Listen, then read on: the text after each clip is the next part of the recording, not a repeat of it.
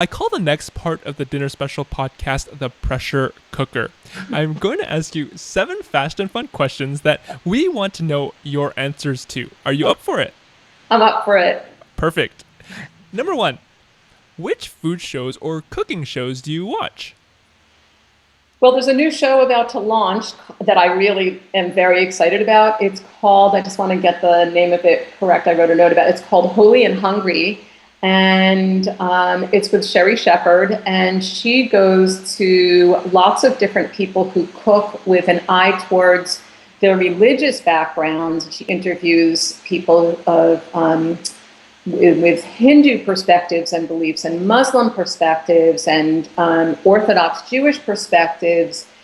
She goes to Christian cooks who are making foods from the Bible.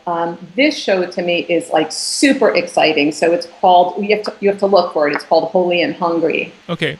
So to me, that's the most exciting. No, But I love Chopped, of course, because I really can't get over the kinds of ingredients that they throw at these poor contestants. And I really admire them for being so responsive and clever and being able to keep their wits about them. I would just have a total meltdown, but that's why they're competing. And then like the opposite of that is Ina Garten, because she's so soothing. She's like, you want to be in her buttery arms. And they're very, not her arms, but the food is so buttery. So I would say those would be like 3 shows that I would love, that I do love. Perfect. Well, I'm going to Google Holy and Hungry right after we get off the chat because that sounds like a totally awesome show that I definitely want to check out. Yeah. Now, number 2, what are some food blogs or websites that we have to know about? Okay.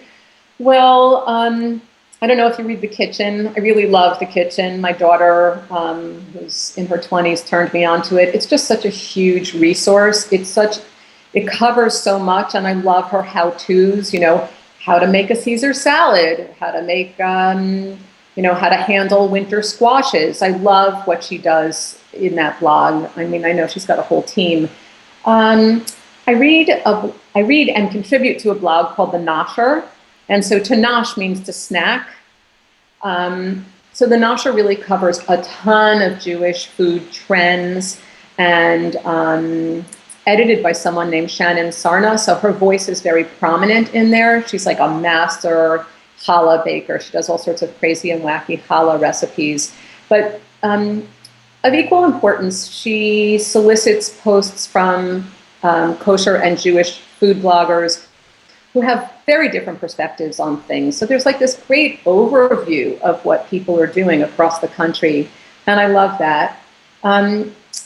There's a blog called May I Have That Recipe?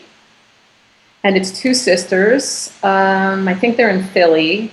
And they write vegetarian and vegan and kosher. And their recipes are really inventive. And I've met them through my bloggers network. And I really love what they're doing.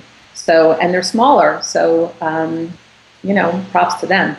Awesome. But they have big readership. They really do. But like you can hear their voices in there. It's really beautiful. And they act like such sisters, They're really fun. Awesome. Something else for me to check out after I get off this chat with you. Yeah. Now, number 3, who do you follow on Pinterest, Instagram, Facebook, or Snapchat that make you happy? Yeah. Okay. My favorite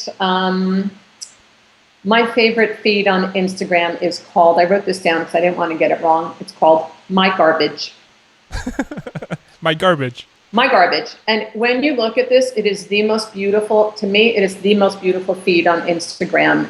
I think it's a he, shoots his rectangular white garbage pail with all of the scraps from a dish that he's made, but he arranges them. Oh, wow. So they look incredibly gorgeous. And I think for me, there's like a little message about food waste, which is that, we could be reducing and we could be reusing, not reusing the waste, but using it differently. He doesn't even post his recipes. He just posts the ingredients, which you see in the garbage pail. Wow, cool. But all of his photos are identically set up. And so it's like very rhythmic and interesting to see them. So I love, love, love him. And I love David Leibovitz, who is in Paris and writes. He's got a very funny voice, and he writes all about baking and cooking as an American in Paris. And he's a brilliant photographer, and he's very funny. And there's another person from Philly, and her feed is called Food in Jars, and it's all about her preserving and conserving and putting up ingredients that she loves. And I just find it fascinating to see what she's doing. And I love that going back to putting up, conserving and preserving like that. So I love that also. Food in Jars. It's great. Yeah, Marisa, right? Is that Yep, Marisa McClellan. I chatted with her earlier on. She was one of my first guests on the podcast, so definitely check that out if you haven't yet. Oh, that's fantastic. I will love. Oh, good. So I'll get to know her that way. Fantastic. Yes. Great. Awesome. Number 4. What is the most unusual or treasured item you have in your kitchen? Well, I have a beautiful collection of ceramic, handmade plates, platters, bowls. I'm a really big sucker for big platters, big bowls. When I travel, I buy these things, which are really, really inconvenient and difficult to carry back, but I don't care. I just feel like I'm bringing back the soul of an artist. I just have stuff. If you saw my kitchen right now, I have like piles of tomatoes on a platter there, and I have all sorts of things piled, like burley pears here in Connecticut in a big, deep, gorgeous, hand-thrown ceramic bowl. So I would say, those are my most precious items. Perfect. Number 5. Name one ingredient you used to dislike that you now love. I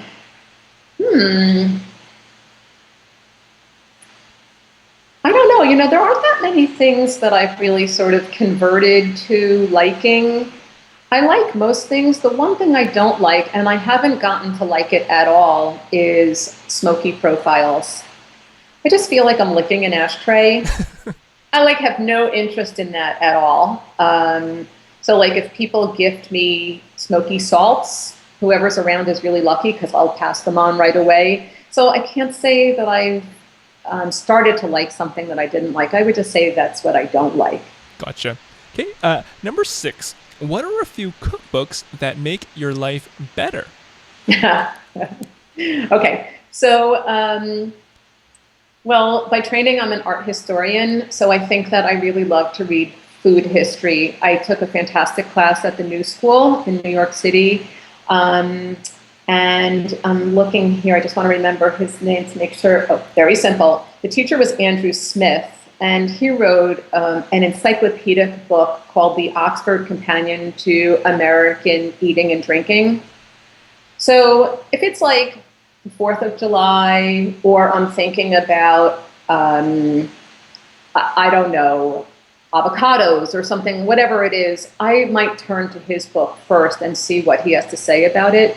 But parallel to that, and right next to it on my shelf, is an encyclopedia. It's called the Encyclopedia of Jewish Foods by someone who unfortunately has passed away. His name is Gil Marks, was Gil Marks, and he was a brilliant inspiration and researcher to his community. And so when a holiday comes up, I always look to him first, and I sort of get an overview and a refresher on what the food, he covers everything. He covers the meaning of a holiday and the meaning of a food. And you can also just look into his book, just look up an ingredient. So, it could be something like peaches, and he'll talk about peaches, or he'll at least lead you to a recipe for peaches.